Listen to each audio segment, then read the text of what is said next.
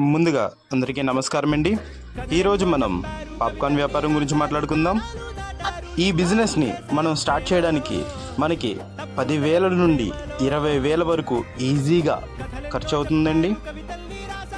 Popcorn తయారు చేయడానికి మనకు ఒక మిషన్ అవసరం ఉంటుందండి. ఈ మిషన్ 7,000 రూపాయలు ఉంటుందండి.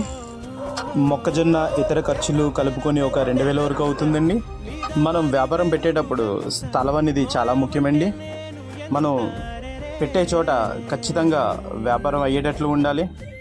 స్కూల్స్ దగ్గర, కాలేజెస్ దగ్గర, మాల్స్ దగ్గర, థియేటర్ దగ్గర పెడితే మనకి కస్టమర్స్ బాగా వస్తారండి. రోజుకి 100 ప్యాకెట్లు అమ్మితే కనీసం 500 నుండి 1,000 రూపాయల లాభం ఖచ్చితంగా వస్తుందండి.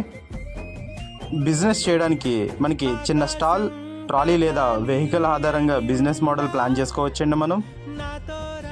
మీరు చిన్నగా మొదలుపెట్టిన పాప్కార్న్ వ్యాపారాన్ని కొంచెం డెవలప్ అయిన తర్వాత జొమాటో, స్విగ్గీలో రిజిస్టర్ చేస్తే డిజిటల్ ఆర్డర్స్ కూడా పెరుగుతాయండి.